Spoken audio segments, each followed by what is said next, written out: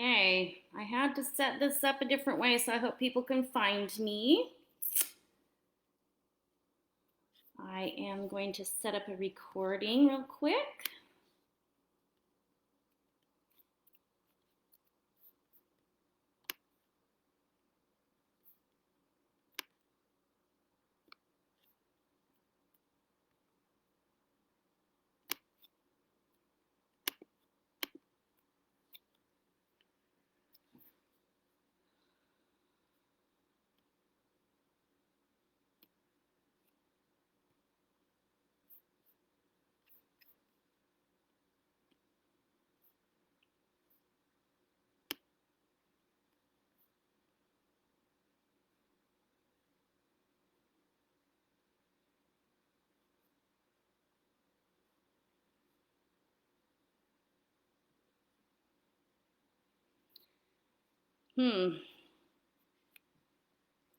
Well, I can see that there are 4 viewers. Let's see. I've never done this before, so I'm appreciating everybody's patience. Ah, there we are. Now I can see your comments.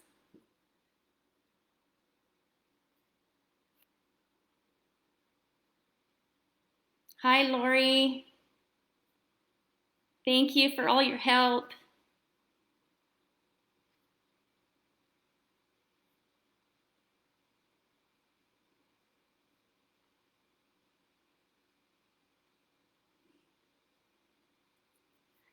All right, so I had this scheduled in an event and I must have set something up wrong.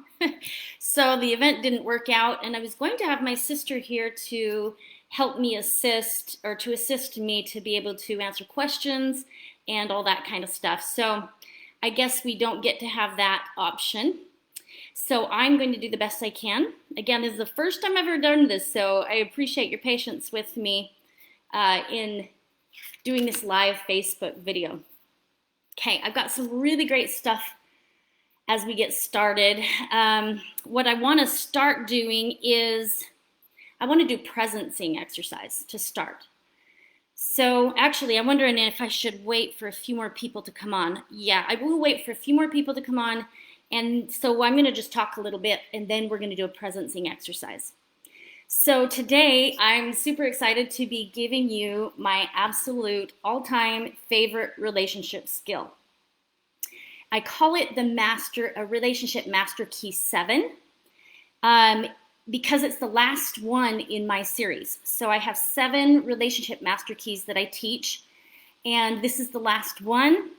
And it kind of includes a little bit of everything, all the others. However, I'm condensed it a little bit to try to just make it work for a one-time free live event. So I'm excited to give you that.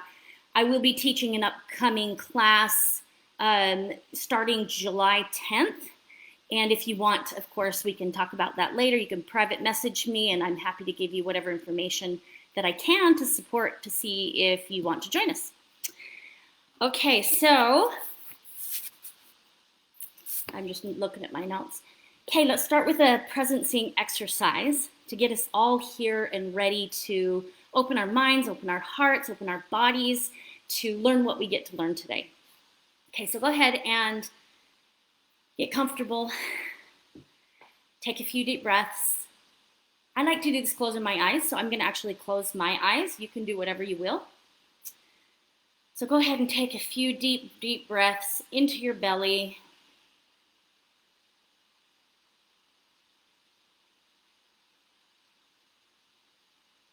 And with each breath, allow yourself to come more and more here, to this moment in time.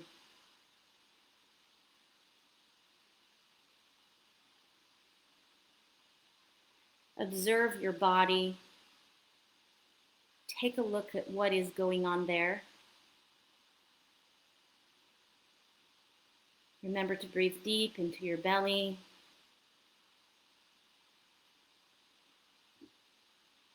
And allow yourself to fully come to this present moment in yourself. letting go of all the other events of the day, and coming right here and right now.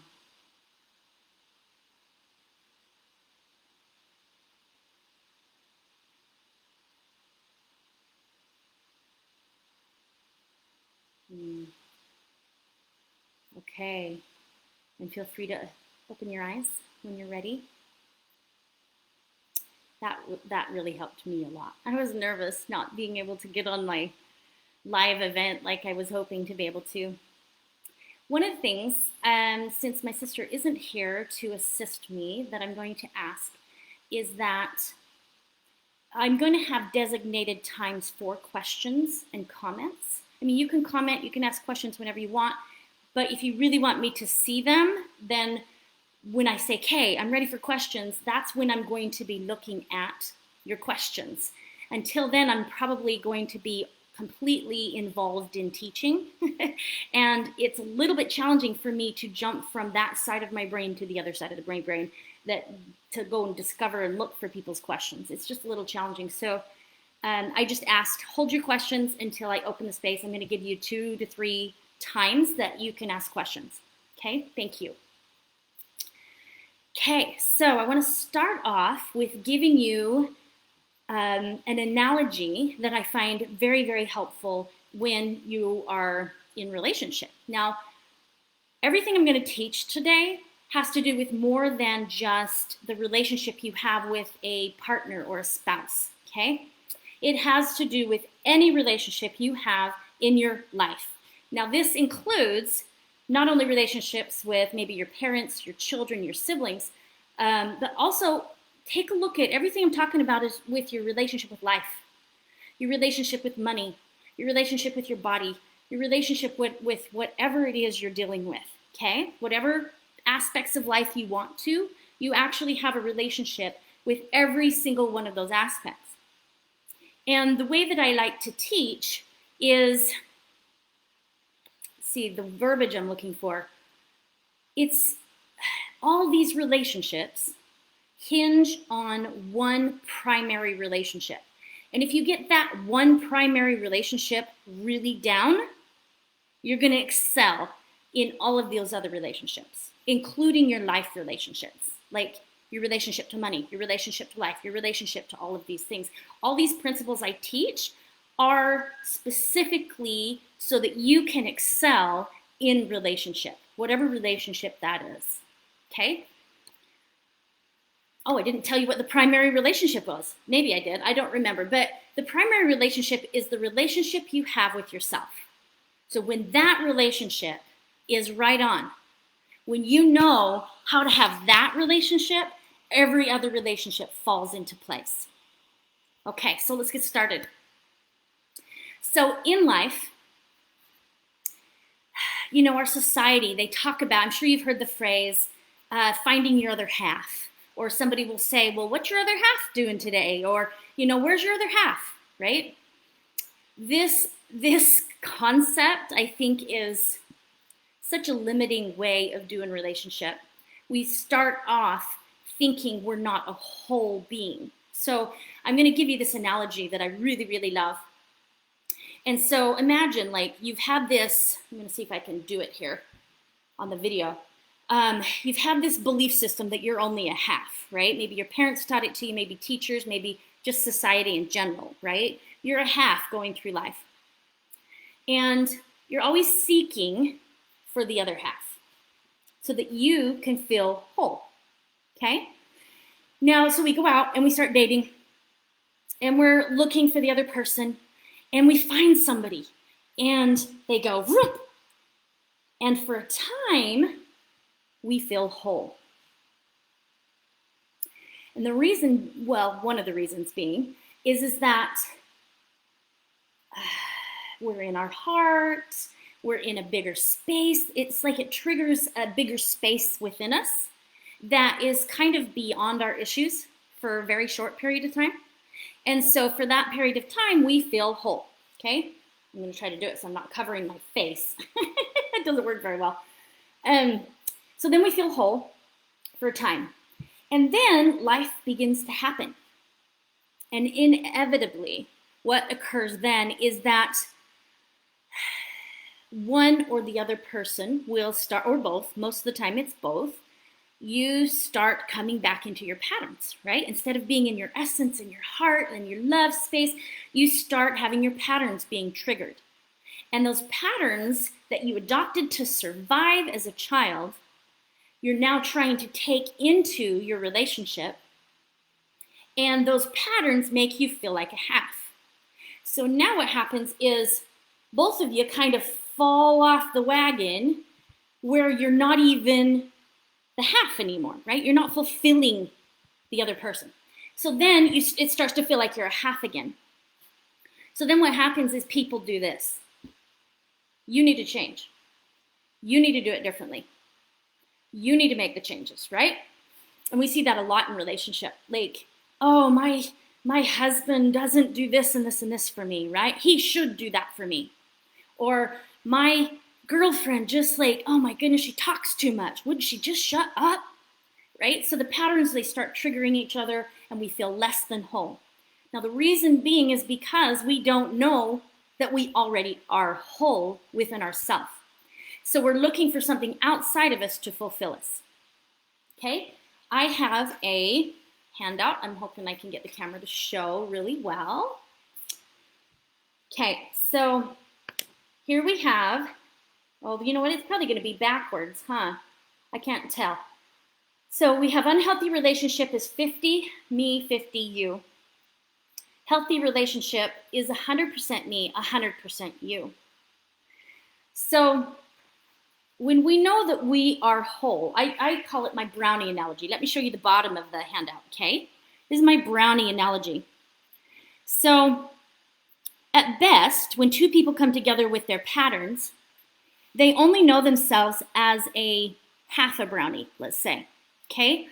And then, so at best they have maybe one whole brownie on the good best of times, right, with each other. So when one does the work that they need to do, then they start learning, oh, I'm a whole brownie all by myself. I don't need the other person to fulfill me. I don't need the other person to complete me. I'm a whole brownie.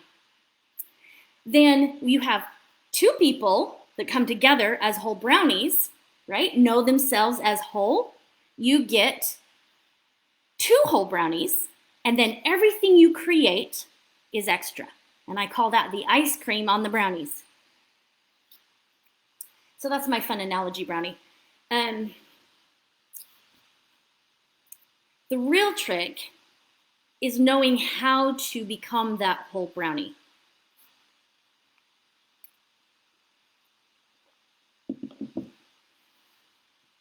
So that you're not playing in your patterns, you're actually playing with another partner in your essence, in your heart space, so that it can feel like when you first got together, all that excitement and juiciness and connection and love and all the goodies, okay? So that's what we're about today.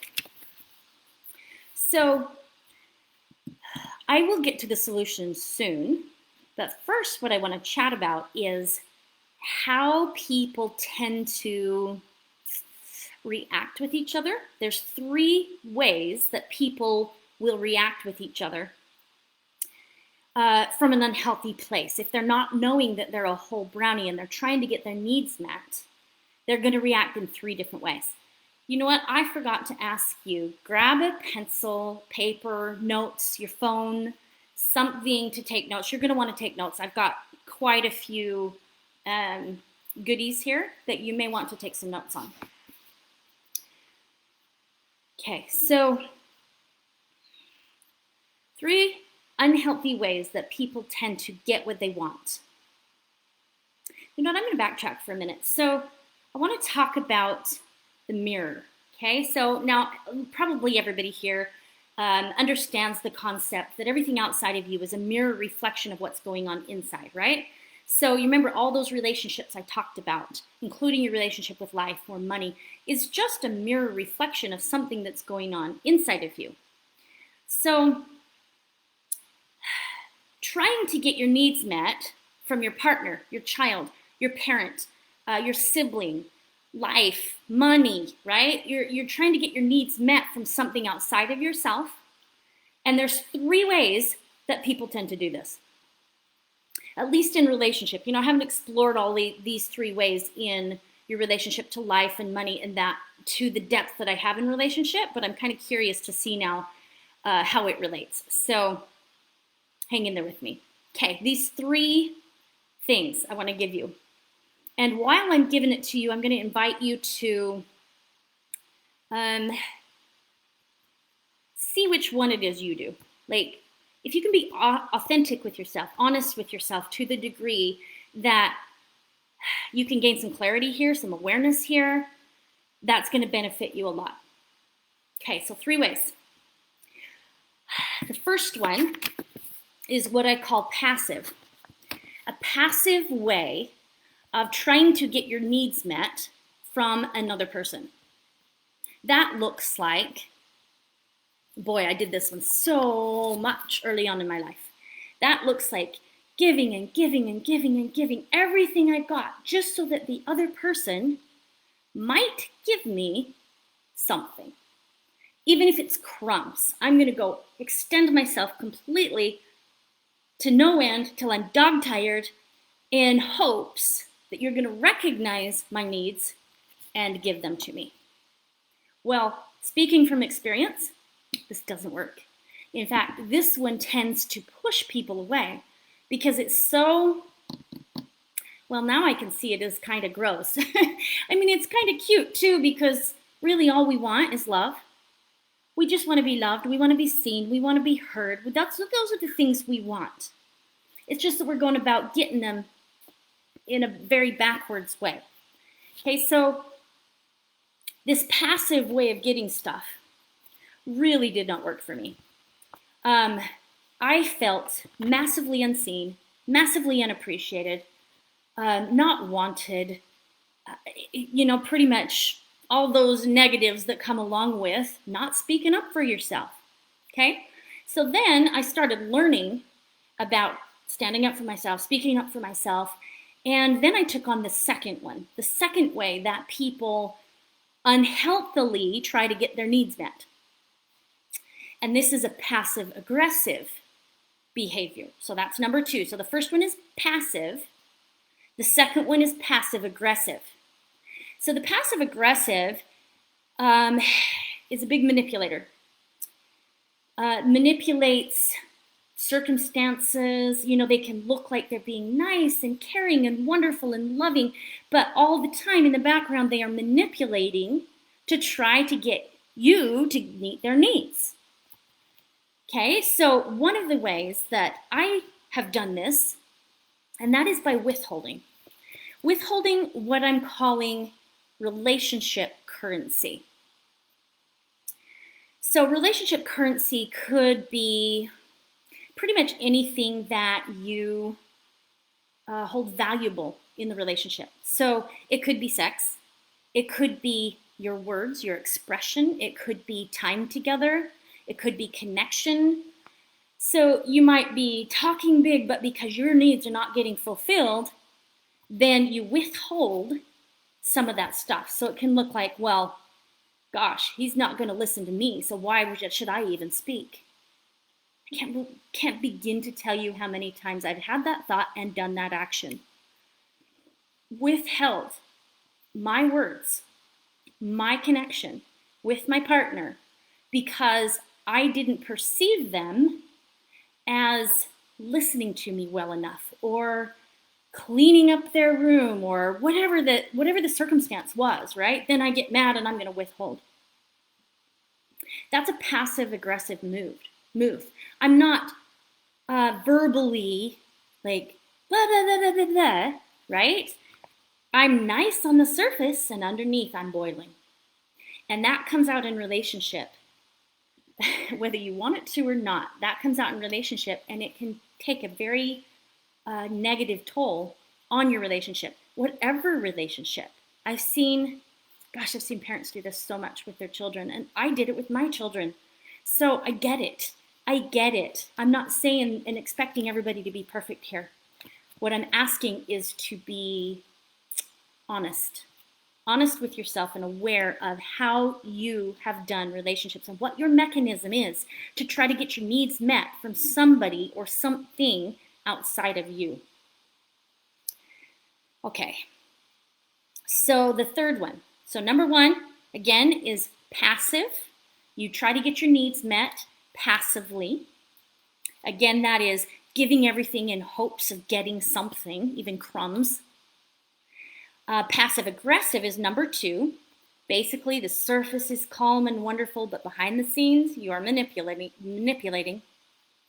The third one is actively demands or tries to control the other person or the life outcome. So this looks like you will do what I say. Some form of that. You will do what I say because I'm in charge here. I'm the one in power. And this oftentimes comes out in verbal. It comes out verbally, but it can come out in other ways as well. It can come out in looks. Boy, my mom, she can totally, well, I haven't experienced this since I was a kid. So she, who knows if she's changed or not, but she could give you looks that were, oh my goodness, make you want to crawl under a rock and die because they were so, but she was super passive. She was probably the passive aggressive one, right? Passive on the surface, but then you get her just wrong and it's just like, rah, right? So aggressive people, we all know aggressive people, very demanding, very in your face, very controlling, very controlling. Now, I've met controlling people who have backtracked a little to the second step, right? Like instead of being fully in your face controlling, they move to more of a passive aggressive, where it's like, okay, I'm nice on the surface, but you're still going to do what I want. And you're going to give me what I want you to give me. And you're going to show up in relationship the way I think you should show up in relationship. And if you don't, then all hell is going to break loose. We all know people like that. I imagine we all know. I know, definitely know people like that. Okay, so those are the three ways that we tend to unhealthily try to get our needs met. Has this ever worked for anybody? I would love for you to post if you would like to. Oh, I'm seeing some fun people. I'm looking at the comments now.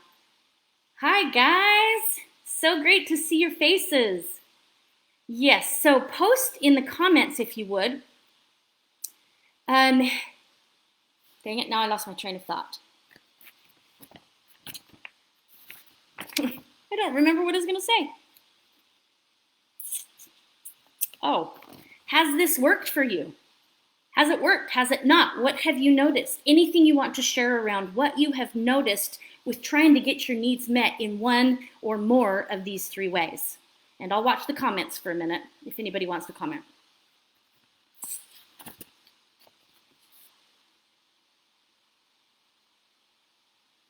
Okay, not seeing any comments yet, so I don't know. I know there's a little bit of a lag time, so I'll kind of keep my eye on that. And I'll just keep talking for a minute.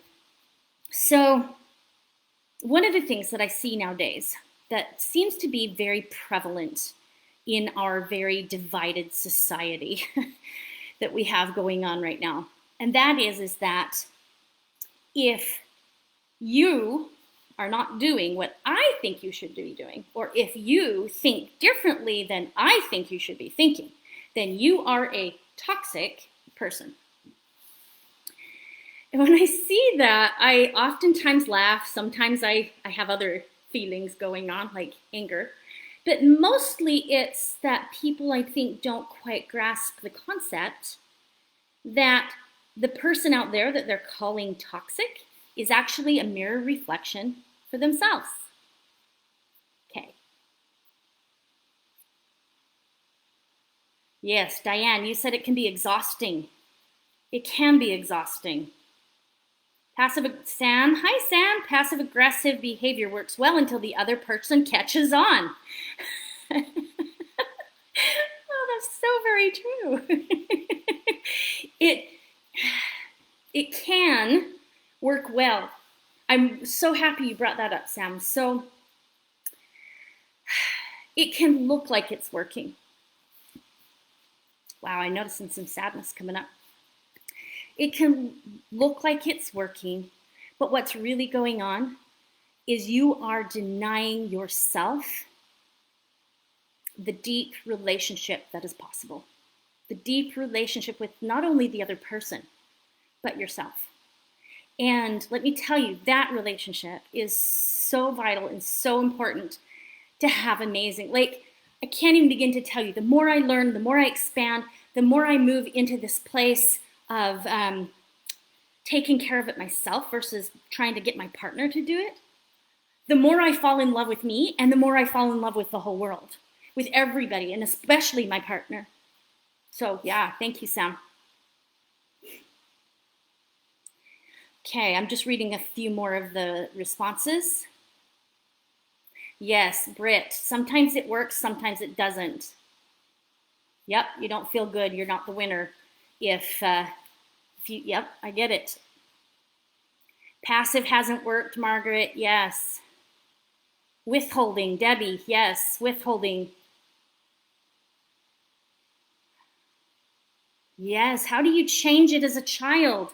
This is a great question. If I don't get to this, Debbie, I want to answer this later, but if I don't get to this, please, please, please remind me, because I really want to answer this one. Mary, you're pretty sure you've done number 2 and 3. Well, here's the thing. We all do most all of them at some point in time in our life, right? I only did the passive one because that's what was accepted in my culture. I'm naturally kind of a feisty person, and I probably would naturally be passive aggressive, and maybe sometimes aggressive, right? So I've definitely found myself being aggressive more as I've expanded and getting more comfortable in my skin. I'm definitely more aggressive. So chances are we've done them all. Okay, so I'm just looking at my notes to make sure I'm not missing anything. Okay, so here we are. We do one of these 3 behaviors, and we now expect our partner or our child or somebody to give us love. So we've now talked about them, manipulated them, withheld from them, not spoken directly to what we need, right? The passive person doesn't speak directly. They don't ask for what they need. They expect the other person to see their needs and meet them. So here we are showing up in all these behavior patterns that really don't work.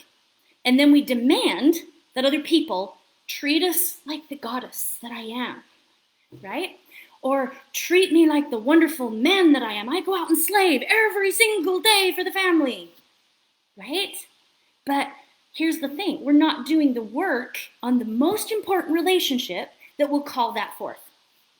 Okay, so I want to get to this really soon. I want to share how to change this in a very deliberate or conscious way.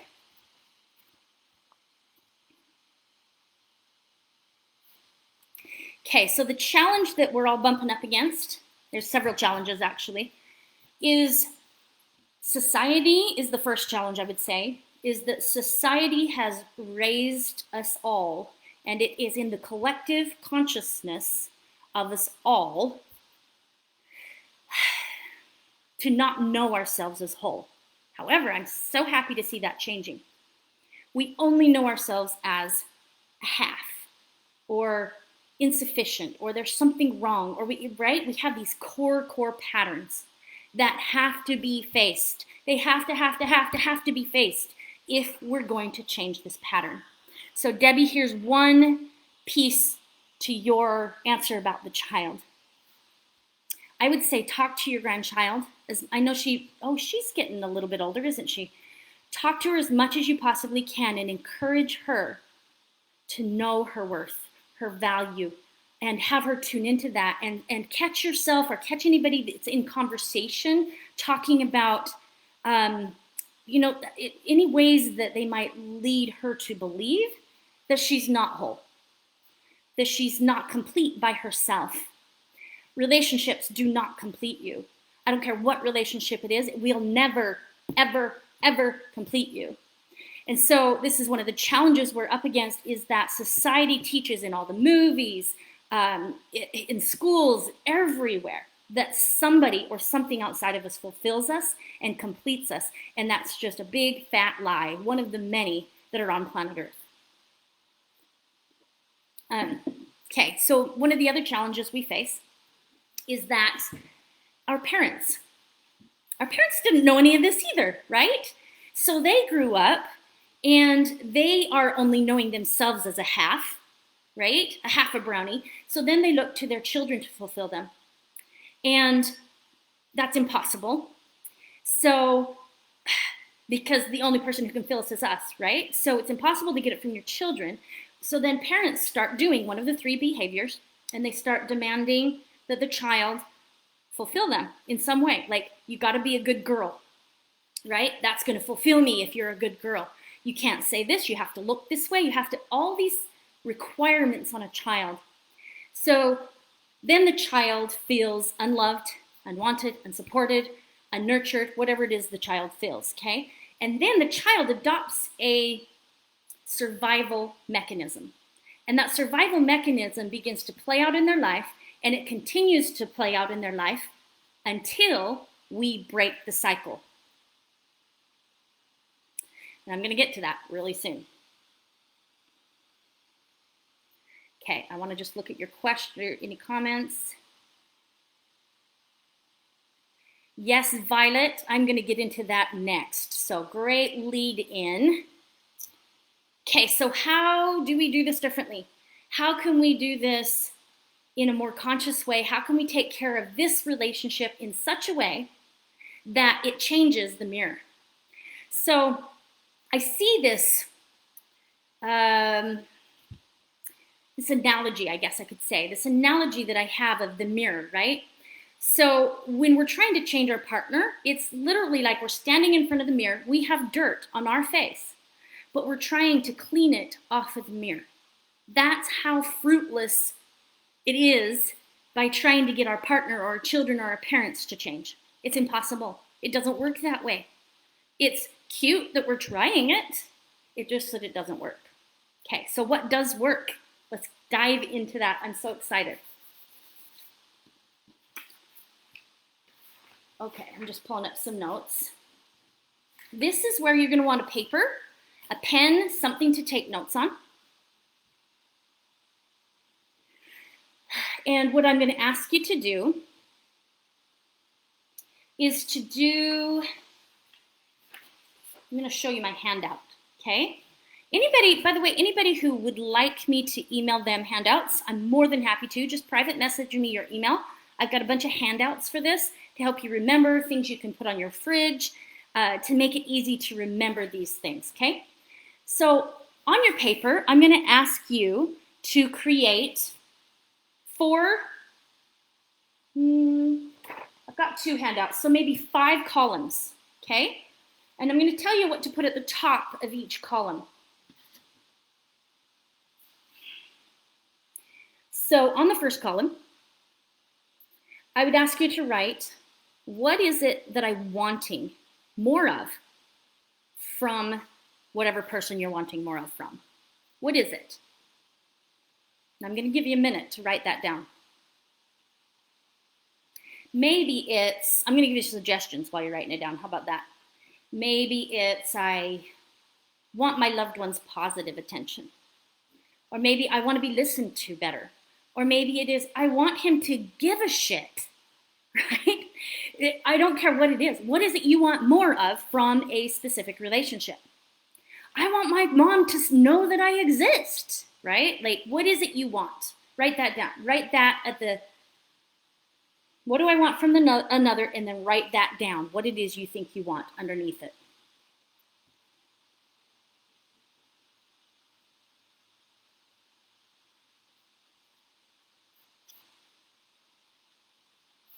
Okay, the second one, the second column. How am I not giving this to myself? Okay, so I'm going to take one of my examples that I have on my handout. So I want so-and-so to listen to me, to be present with me. Okay, so how am I giving that to myself? Well, how am I not listening to myself? Maybe I'm not present with my emotions. Maybe I'm hiding from my emotions. Maybe I don't listen to my own desires. Maybe I'm selling out and giving into whatever everybody else wants or the other relationship, right? So how am I not giving it to myself? So think about that for a minute and write that one down.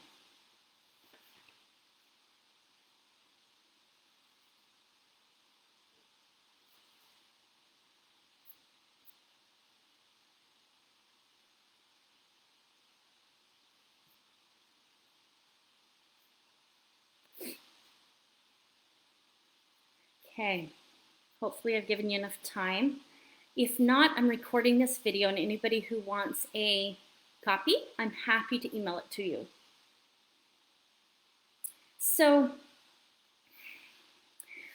there's a lot of self-love books, resources, you hear it a lot these days. It's quite popular, getting to be quite popular, to run across things everywhere we go around, you gotta love yourself, you gotta love yourself, you gotta love yourself.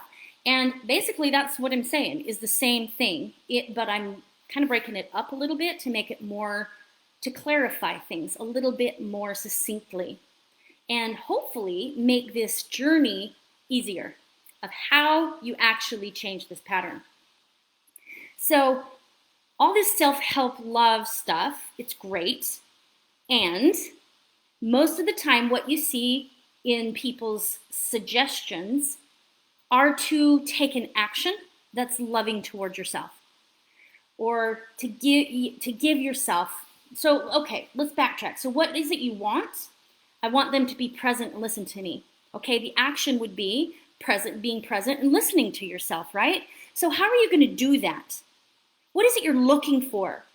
When you take an action, there's a specific thing you are looking for, and that's what I'm getting to. That's what I'm going to ask you to do in your third column, is to put, give yourself the feeling that you are looking to gain out of this thing you want from the other person. So for example, I want them to be present with me. What's the feeling you're really trying to get?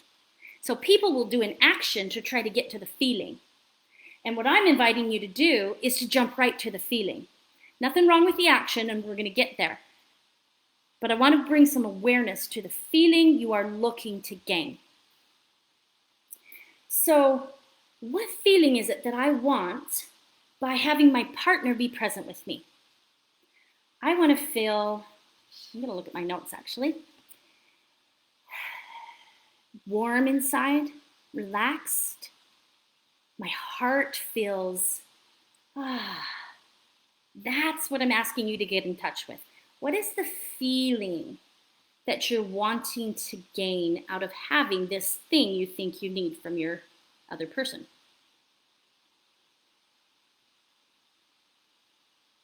And write that down.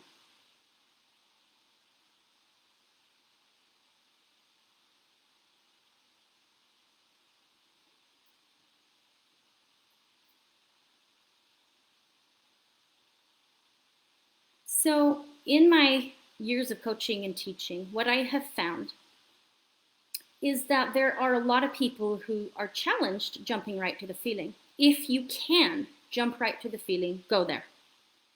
And I'm going to give you an experience of this in a minute.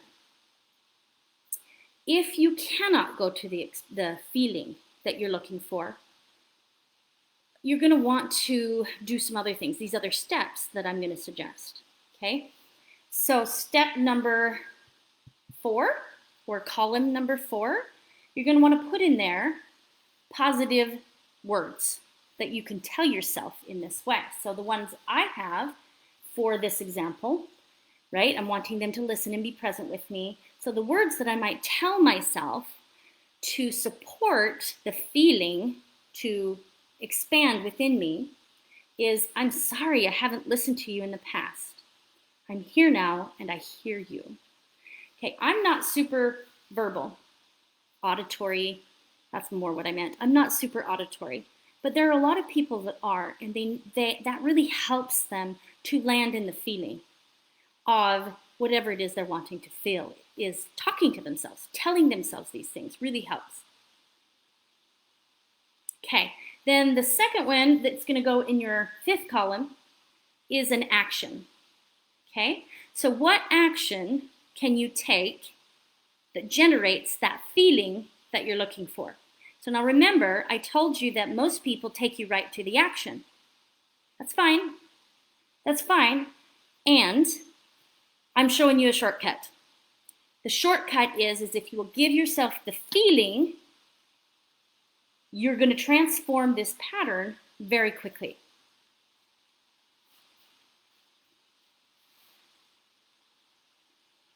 So take a minute and write down that action, an action you could take that might generate this feeling.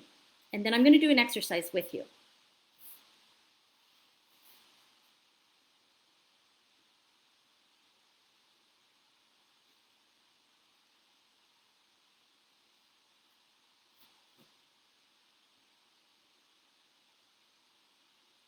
Okay. So I'm going to ask you to put everything down for a minute. Close your eyes. Bring to mind, actually, let's take a few deep breaths.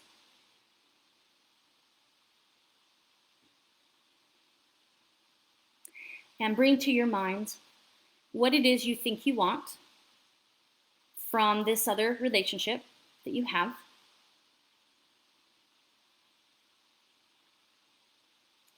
And then remind yourself, what is the feeling that I'm looking to have as a result of this?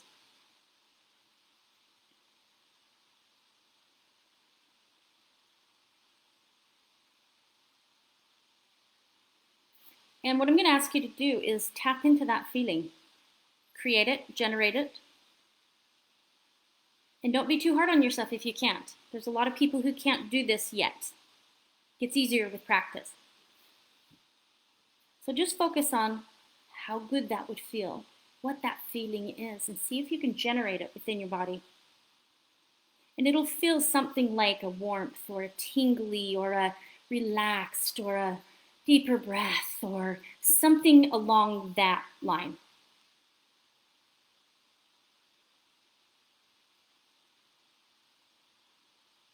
Okay, now if this is challenging, I'm going to invite you to go to the second one, which is to give yourself whatever words you need to hear to ignite the feeling and see if that helps.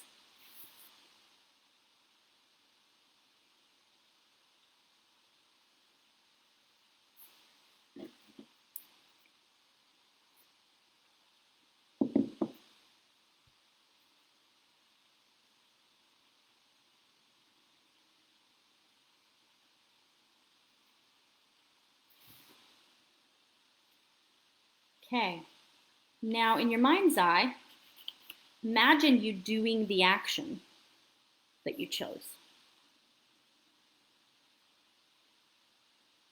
The action that you chose to help you generate this feeling.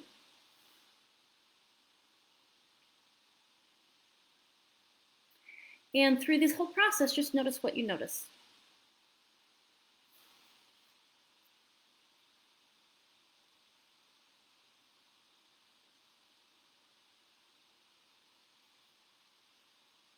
Okay, so now I'm going to invite you to come back to the space of the room and to comment with anything you want to share that you noticed. And I'm going to watch the comments for a minute.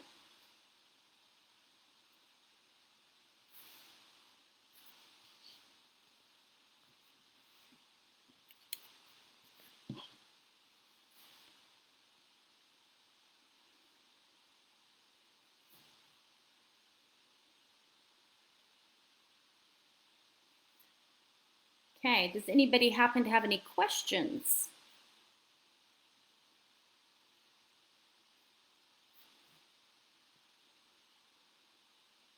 So I'm going to paraphrase back what I just had you do, and I'll be waiting for any questions that may want to come in or comments.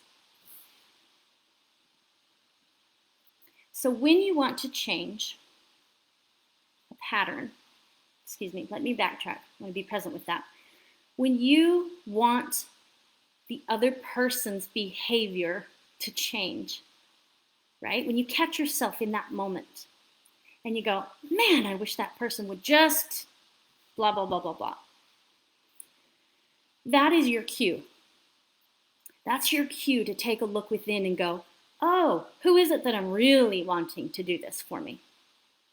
Me. Great. How am I going to do this?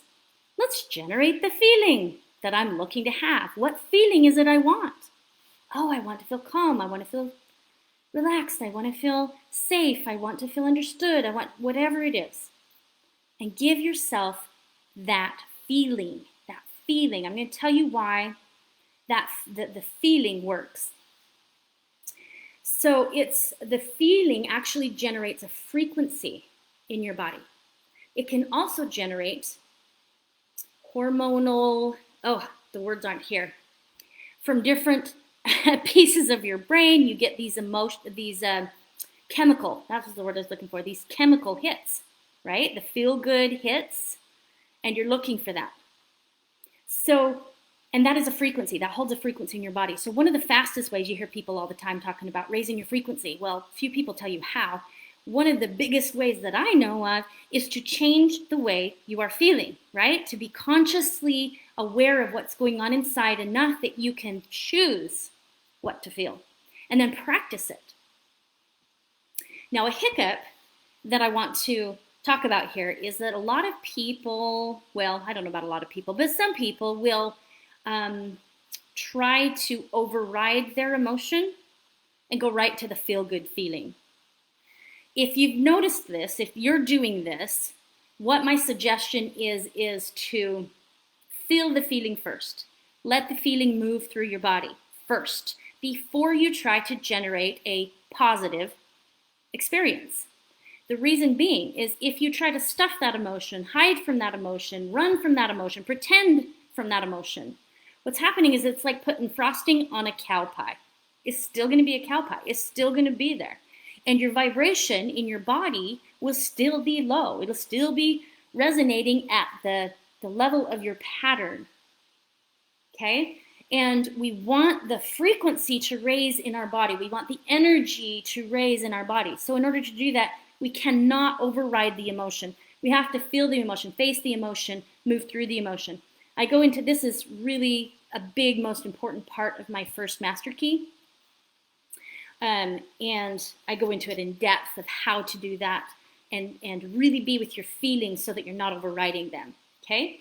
So when you get to this master key, the 7th master key, then you understand that already, and you can go to this feeling only in times when you've already faced the emotion. So let's say you close your eyes and you're like, this person's not doing what I want the person to do. Tune in, feel the emotion. Let it move through your body first. Then you go, okay, now I'm going to give the emotion to myself, or the feeling that I'm looking to have to myself. That's when you do this. Okay? Now, the last 2 pieces, the tell yourself the positive words and the taking action. These are both great, fabulous, wonderful things to do to help change your life. However, they will not work if you don't feel the feeling. They will be empty action, empty words, if you do not change the feeling that you are feeling in your body. So that is the most important, vital aspect of this. And this is something I feel is lacking sometimes in people's teaching. They'll say, go get a bubble bath and it'll just, it'll feed you. And sometimes it can. But to some people, it won't because they're not already tapped into their heart space.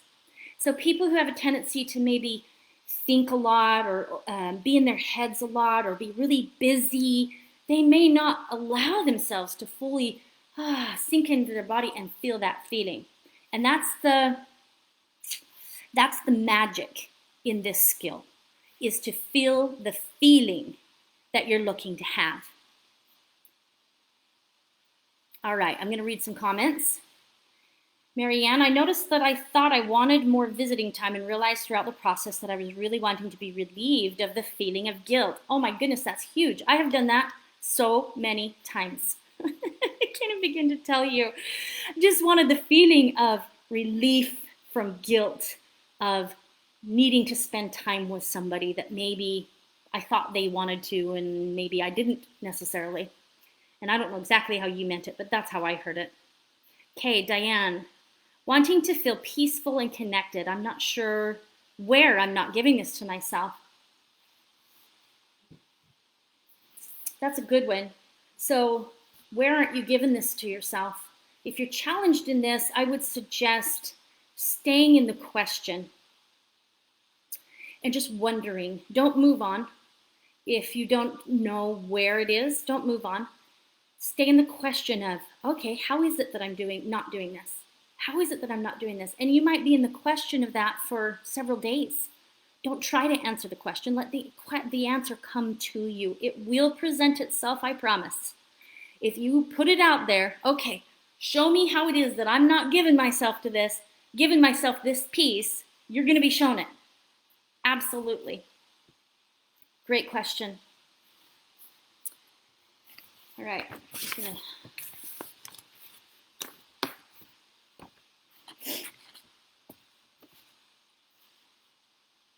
Okay. So what this skill does, please ask any questions if you're not understanding it. I'm happy to answer any questions that you have around it. But what this skill does is it puts the power to have an amazing life in your hands. Because we all know we cannot change anybody else outside of us, right? We can't change our spouse. We can't change our parents. We can't change our kids even though we really, really try to. We can't. We can influence them, but we can't change them. We can't really force them. So what this does is it puts the power where you have some power to do anything with it. That didn't come out the way I was trying to say it. Puts the power in your hands. Puts the power in your hands to change your life. This is how you change the mirror, is by changing this. Okay? There was something I was going to say about that. I spaced it for a second. Oh, okay, there it is. A little side note that is vitally important that I wanted to for sure make sure to tell you. And that is, if you try to do this so that your partner will change, you're going to be very sad. So if you do this skill so that your husband will listen to you or your spouse will change in some way you want them to change, you're going to be very disappointed because it doesn't work that way. That's still a manipulative way to try to get your needs met.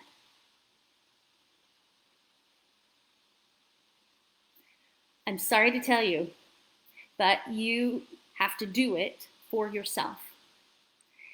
And I understand that not everybody's relationship with themselves is to the level yet where they want to give it to themselves just for the sheer pleasure of giving it to yourself. But that's where it needs to come from for true change to actually happen. It has to. It doesn't work the other way. It's just back into your old same patterns and survival skills. If you don't do it for the sheer pleasure of giving yourself love, listening to yourself, providing the safety, this is where the magic is, guys. So, if you're challenged with giving it to yourself or wanting to give it to yourself, let's say you're to the place where you're like, yeah, I know I should. I don't want to. It's too much work. Then I'm going to invite you to do one thing, and this will start raising your level of willingness and readiness. Okay, that is spend 5 minutes a day. 5 minutes a day. Just observing what's going on inside of you. That's it. That's it. So, and how you're going to do that is close your eyes and start looking, watching whatever's going on.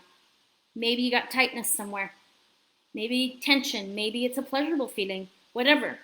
When you start being present with what is in your body,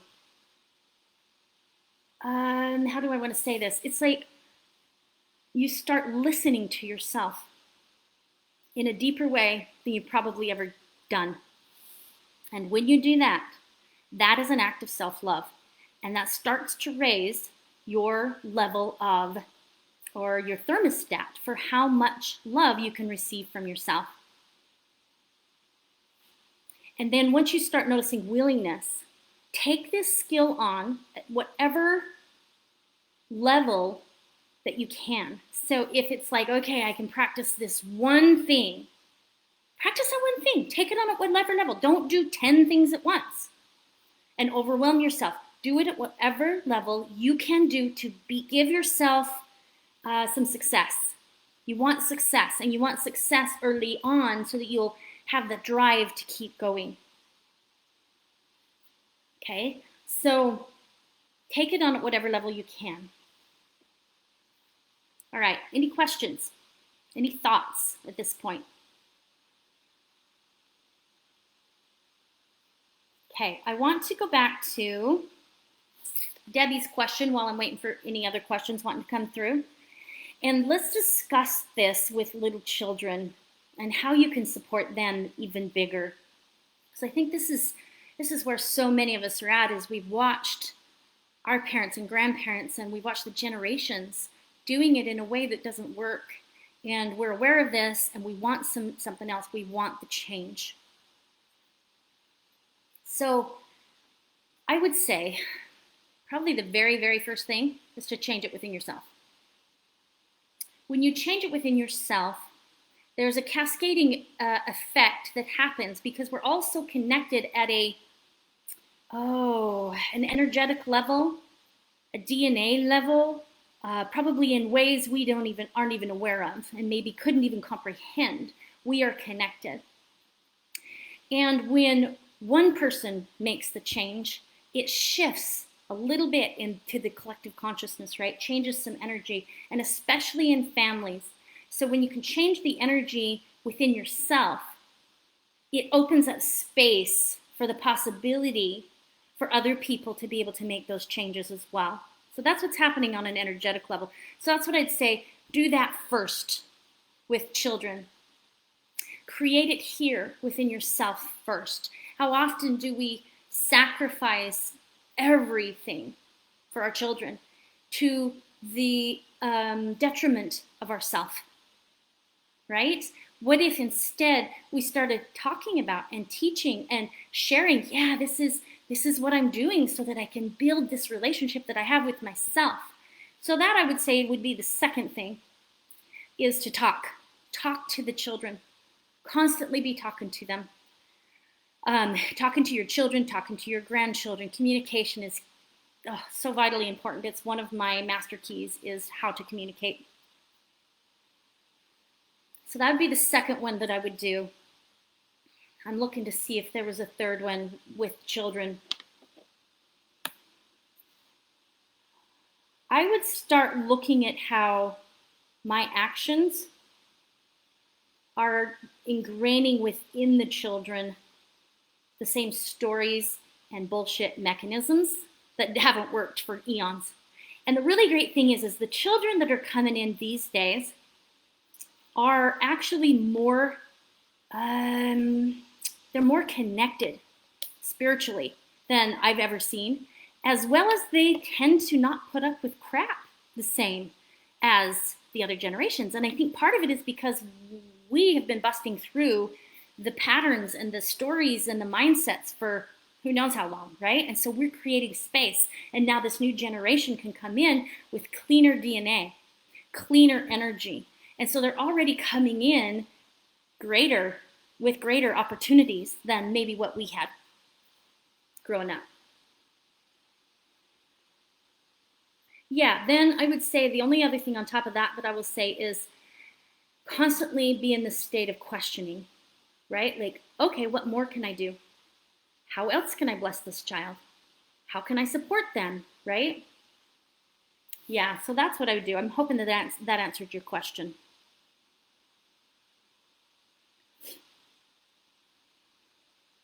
Okay, I'm going to some questions and comments now.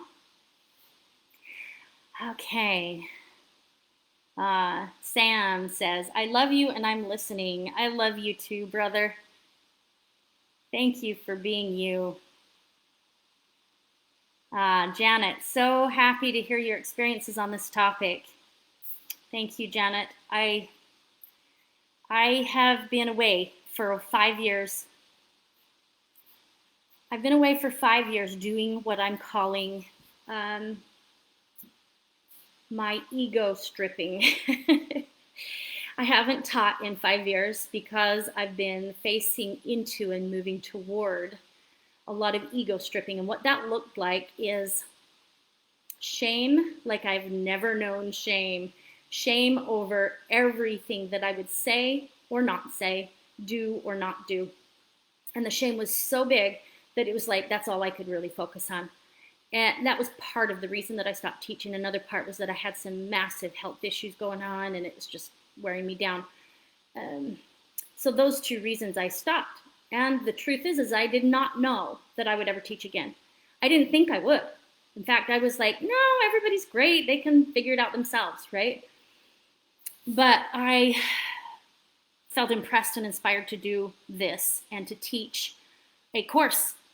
Like it's a 5-month course and give all of the master keys in depth and really support people to know how to have amazing relationships, because it is possible and it's actually easier than I think that most of us know.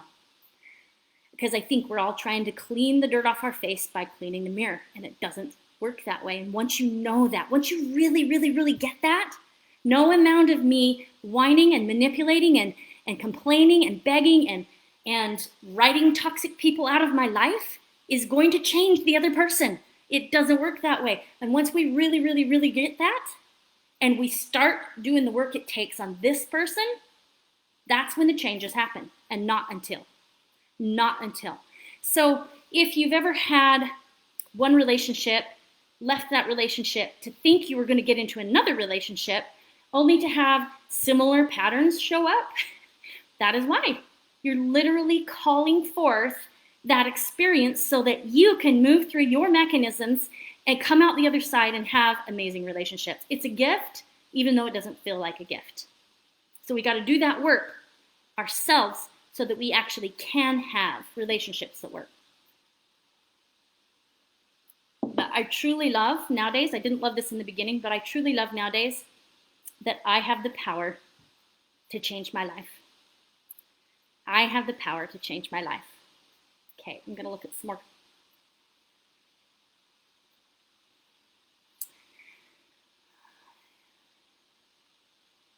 Yeah, so Margaret, I hope I don't cry. I feel really close to my heart today.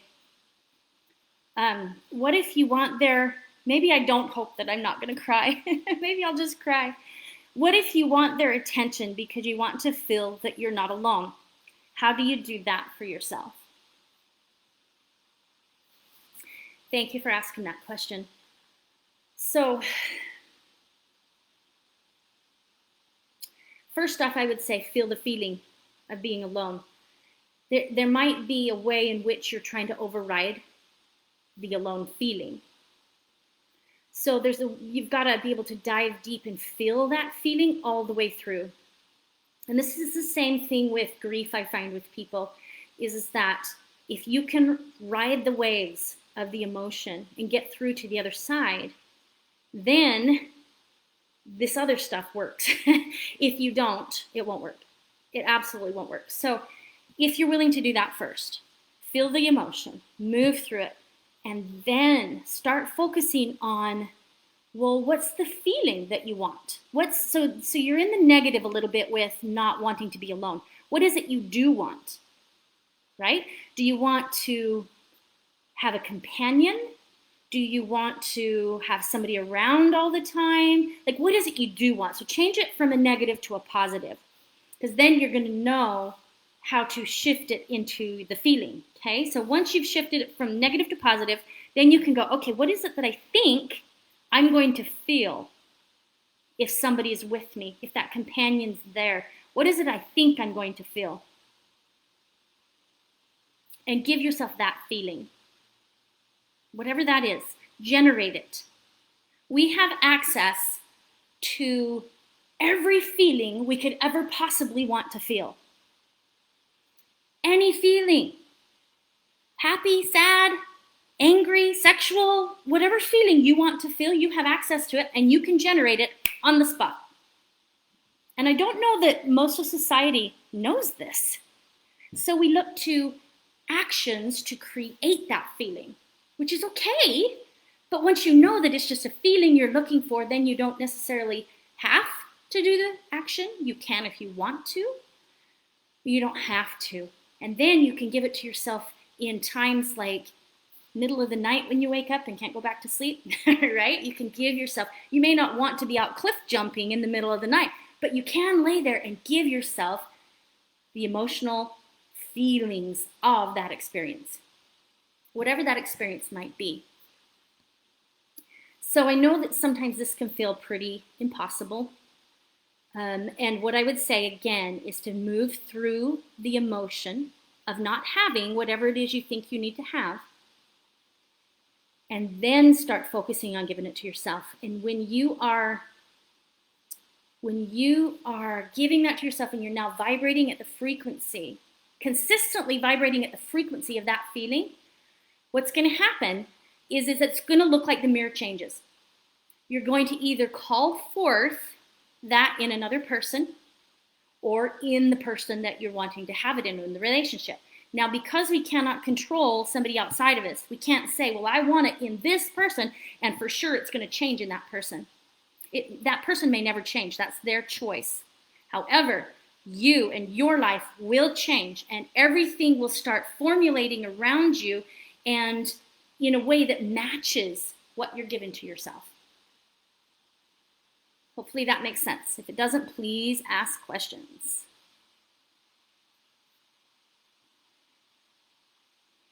Okay. Yes, Janet, it is for our own good. Yes, Karen, so the same issues followed you into your second marriage. I remember thinking this is a whole different person. These problems shouldn't be here. That's why I wanted to do the work on myself. Beautiful, beautiful, beautiful. It's from you. Janet says it's from you. It is self-sustaining. Yes. So Sam, you say, when is the last time that we have stopped and really listened to ourselves? When was the last time that we stopped and asked ourselves, what can I do for you right now? How can I best support you in this moment? Dang, I didn't expect to get teary-eyed through this experience. That's kind of awesome. Yes. So the more you focus on this relationship, the most important relationship you have, the more you focus on it, the more you want to focus on it, the more you feel you experience your own divinity, preciousness, and that experience is gold. Oh my goodness, it's gold. And it is very fulfilling. So if you think you're going to get fulfilled by somebody outside of you, you can ask for what you want and you can even receive what you want. But I promise it's not going to be near as fulfilling as when you give it to yourself and then you receive it from others. Holy freaking cow. Giving it to yourself. Again, you're like the whole brownie, right? You got the whole brownie. And then when you receive it from somebody else, it's all extra. It's what I call relationship abundance. It's all extra. It's all goodies. It's all like, because you're not desperate anymore for it. So when we're desperately needing and pulling from other people, give to me, give to me, give to me, give to me, we're literally creating a bucket that's empty of goodies.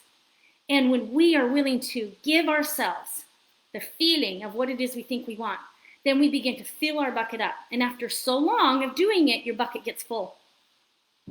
And when your bucket's full, what happens is it starts overflowing. And then you start naturally, effortlessly giving to other people, loving other people, connecting with other people. And it's not an effort or struggle or trial in any way, shape, or form. It feeds you at that point. That, to me, is where true giving comes from. It needs to come from a full bucket, not an empty one. Okay, and I just gave you the skill on how to fill your bucket. So any questions? Any more questions? Let's look. Okay, not yet. So what I'm going to do is I've got a handout, and I'm going to briefly cover again what we already talked about, but I'm going to do it in a slightly different way. Okay, so this is a handout I have. Mine's in black and white, and it's got writing on it, but if you want me to send you one, it's going to be in color. Okay, so the relationship lock, the thing that locks up a relationship, as far as this master key, the one that this master key opens, right? So the lock to this master key is neediness and controlling. So feel free to write those down if you want. When we need somebody to show up in a different way so that I can feel happy, then we lock up the potential that's in a relationship. And we literally throw the key away and we make do with a pittance of what's possible, right? Like we're happy with crumbs, not a way to live. Three ways that people do this. We try to get our needs met in 3 ways: passive, passive-aggressive, and actively trying to control another person's behavior, which of course doesn't work, which actually locks up the relationship even more. And we cover more of that in other master keys. Okay, so the 7th master key, the 7th relationship master key is give to yourself first. That's the key. It's simple. Give to yourself first. And when you're willing to give to yourself first, it unlocks the potential in all of your relationships. It unlocks the potential in your entire life. And remember, you give to yourself because it feels good to do so and for no other reason. If you're doing it for another reason, you are giving to get something, and it will backfire because that is a manipulative move. If we're ever giving to get, that's manipulation. And it will backfire every single time. All right. Any last questions from anybody? Any thoughts anybody wants to express? Did it all make sense? Are there any pieces you would like me to go into any more?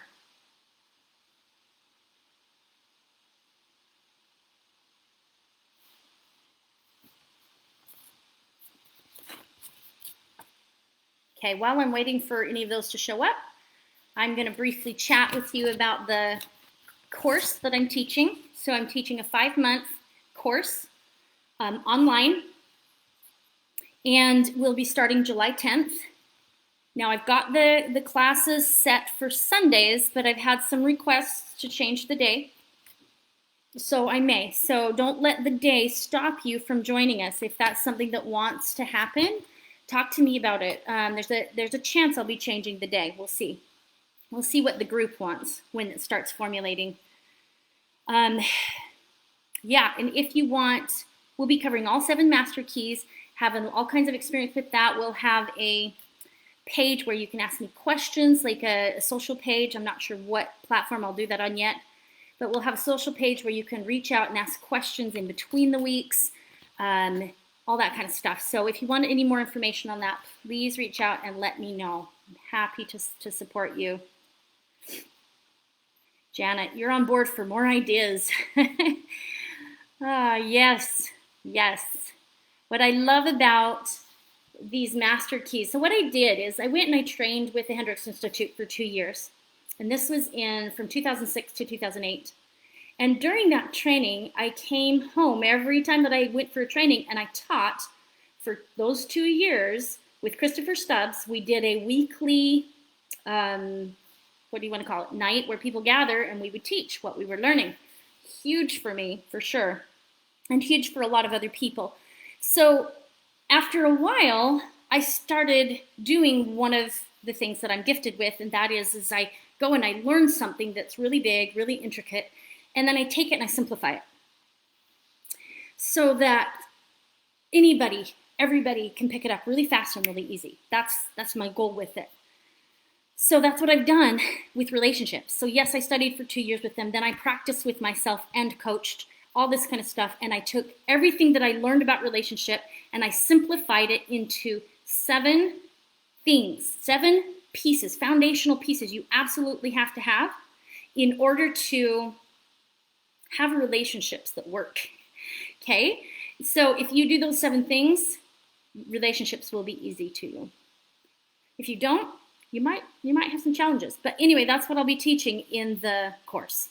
So if you're interested, please private message me, email me, reach out to me somehow. In the event, I actually had posted my email. So if you go back to the event, my email's in there, or private message me, and I'm happy to give information to you, whatever information you need. Okay, well, I'm not seeing any more questions. So I am going to just look over my notes. I'm pretty sure that's a wrap. Okay, I want to thank you all for being with me. This is super awesome.